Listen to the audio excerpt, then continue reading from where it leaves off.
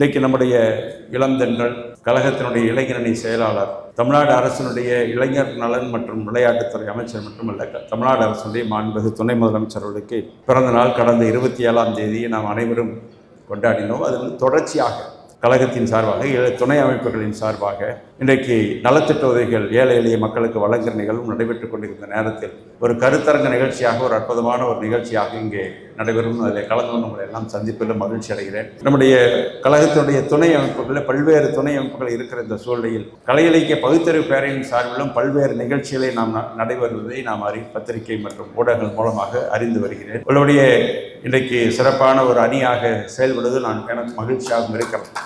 பேரறிஞர் அண்ணா அவர்களும் தலைவர் கலைஞர் அவர்களும் இன்றைக்கு இந்த இயக்கத்தை துவங்கி நம்முடைய கழக இளைஞரணியுடைய செயலாளராக அன்றைக்கு இன்னும் சொல்லப்போனால் இளைஞரணி கோபாலபுரத்தில் இளைஞர் திமுக என்கிற அமைப்பை உருவாக்கி நம்முடைய தலைவர் அவர்கள் அன்றைக்கு துணை அமைப்புகளுக்கெல்லாம் ஒரு முன்மாதிரியாக அந்த அமைப்பை செயல்படுத்தினார்கள். அதற்கு பிறகு 7 பேர் கொண்ட குழுவாக அமைத்து தமிழ்நாடு முழுவதும் அந்த சுற்றுப்பயணத்தை மேற்கொண்டு மக்களை சந்தித்து கழக தோழர்களை சந்தித்து அதற்கு பிறகு ஒரு போராட்டமே நடத்த வேண்டிய ஒரு சூழ்நிலை ஏற்பட்டு இன்னைக்கு ஏறத்தாழ சுமார் 5 லட்சம் நிர்வாகிகள் அதை கொண்ட ஒரு அமைப்பாக செயல்பட்டு கொண்டிருக்கு. அந்த அளவுக்கு அந்த இயக்கத்தை அந்த அமைப்பை உருவாக்கி இருக்கின்றார். இன்றைக்கு அதை வழிநடத்தி கொண்டிருக்கிறார்.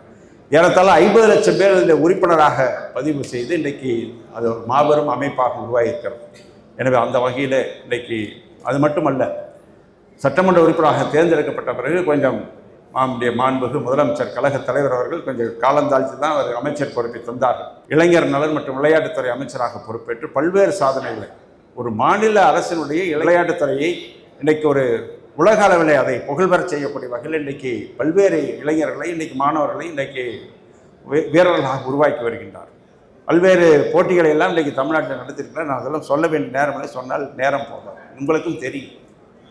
எனவே அந்த வகையில் அதற்கு பிறகு துணை முதலமைச்சராக பொறுப்பேற்றார். இங்கே ஒவ்வொரு மாவட்டத்திற்கும் ஆய்வுக்கு வந்தார். அதை ஒன்றை மட்டும் நான் உதாரணத்தை சொல்லி நான் விடைபெறுகிறேன். இவ்வளவு ஒரு ஆளுமை திறன் கொண்டவர் எப்படி முத்தமிழ்யா கலைஞர் அவர்கள் முதலமைச்சராக பொறுப்பேற்று, அதுவும் குறிப்பாக 5 முறை பொறுப்பேற்று பல்வேறு திட்டங்களை தந்து அந்த திட்டங்கள் எல்லாம் மக்களுக்கு போய் சேருகிற பணியை எவ்வாறு மேற்கொண்டாரோ அந்த வழியிலே தான் நம்முடைய கழக தலைவர் அவர்கள், நம்முடைய மாண்புமிகு முதலமைச்சர் அவர்கள் சென்னை மேயராக, ஆயிரம்விளக்கு தொகுதி சட்டமன்ற உறுப்பினராக பொறுப்பேற்று, அதே போல் சென்னை மேயராக பொறுப்பேற்று, அதற்கு பிறகு உள்ளாட்சித்துறை அமைச்சராக பொறுப்பேற்று, அதுக்கு பிறகு துணை முதலமைச்சராக பொறுப்பேற்று, இன்றைக்கு முதலமைச்சராக பொறுப்பேற்று எப்படி அந்த திட்டங்கள்லாம் போய் சேர்கிறார் என்பதை உன்னிப்போடு கவனிக்கிறாரோ, அதுபோல் இன்றைக்கு நம்முடைய மாண்புமிகு துணை முதலமைச்சர்கள் திருப்பூருக்கு ஆய்வுக்கு வந்த பொழுது எங்களுக்கெல்லாம் மெய் செலுத்தம் அவர் செய்த பணிகள் எங்களுக்கும் தெரியவில்லை, மாவட்ட ஆட்சித்தலைவருக்கும் தெரியவில்லை, அதிகாரிகளுக்கும் தெரியவில்லை.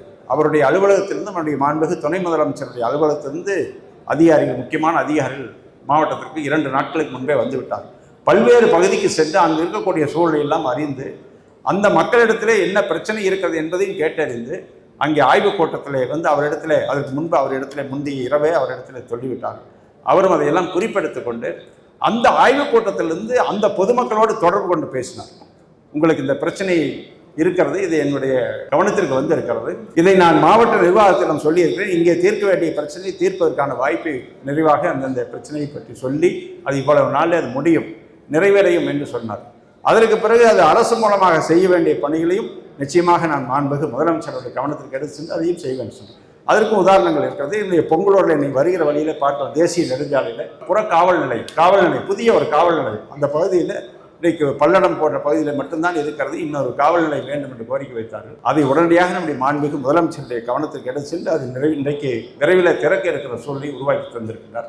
அதே போல் மாவட்டத்தில் அந்த பணிகளை பொறுத்தவரை இவ்வாறு அந்த தொலைபேசியில் பொதுமக்களோடு தொடர்பு கொண்டு பேசியவுடன், நம்முடைய மாண்புமிகு துணை முதலமைச்சர் பேசியவுடன் அதிகாரிகள் எச்சரிக்கையானார்கள். இது போன்ற அடுத்த ஆய்வு வருகிற பொழுது நம்மும் பதில் சொல்ல வேண்டிய ஒரு சூழ்நிலை ஏற்படும் என்று சொல்லி இன்றைக்கு வளர்ச்சி பணிகள் வேகமாக நடைபெறக்கூடிய ஒரு சூழ்நிலையை நாங்கள் அங்கே நேரடியாக பார்த்து கொண்டிருக்கோம். அப்படித்தான் ஒவ்வொரு மாவட்டத்திலும் இப்படி பல்வேறு வகையில் இந்த குறுகிய காலத்திலேயே தனக்கு ஒரு ஏறத்தாழ ஏதோ 25 ஆண்டு காலம் 30 ஆண்டு காலம் அனுபவம் ஏற்பட்டக்கூடிய அளவுக்கு அந்த பணிகளை மேற்கொண்டேன். ஏன்னு சொன்னால் நானும் 96ஆம் ஆண்டு சட்டமன்ற உறுப்பினராக பொறுப்பேற்றேன். அதற்கு பிறகு 2001, அதுபோல 2006ஆம் ஆண்டு அமைச்சராக பொறுப்பேற்றுக்கிறோம். நாங்கள் போய் செய்யும் பொழுதோ அல்லது இதற்கு முன்பு அந்த போன்ற பணிகள், ஆய்வு பணிகள் மாவட்டத்தில் நடந்த பொழுது இது போன்ற நிகழ்வு அங்கே நடைபெறும். இப்பொழுது தான் அது நடந்தது என்பதை நான் நேரடியாக பார்த்து மெய் செலுத்தும். எனவே அந்த அளவுக்கு இன்றைக்கு ஒரு ஆளுமை திறன் கொண்டவராக மக்களுக்கு எந்த அளவுக்கு பணியாற்ற வேண்டும் என்கின்ற ஒரு கடமையோடு ஒரு பொறுப்புணர்வோடு செயல்பட என்பதற்கு இதெல்லாம் உதாரணம். எனவே எதிர்காலத்தில் இந்த இயக்கத்திற்கு எப்படி முத்தையா கலைஞர் அவர்களும் அண்ணன் வாகை சந்திரசேகர் அவர்கள் சொன்னது போல எப்படி தலைவர் அவர்கள் வழிநடத்தி கொண்டிருக்கிறார், அதுபோல இந்த இயக்கத்திற்கு நிச்சயமாக எதிர்காலம் இருக்கிறது என்பதை உறுதி செய்திருக்கிற நம்முடைய இளைஞரனுடைய செயலாளருடைய பிறந்தநாள் நிகழ்ச்சியில் கலந்து கொண்டு உங்களை எல்லாம் சந்திப்பதில் மகிழ்ச்சி அடைந்து அவர் பல்லாண்டு காலம் வாழ வேண்டும் என்று, தமிழ்நாட்டை வழிநடத்த வேண்டும், இந்த இயக்கத்தை வழிநடத்த வேண்டும் என்று சொல்லி வாழ்த்தி வாய்ப்புக்கு நன்றி கூறி நிறைவு செய்கிறேன். நன்றி, வணக்கம்.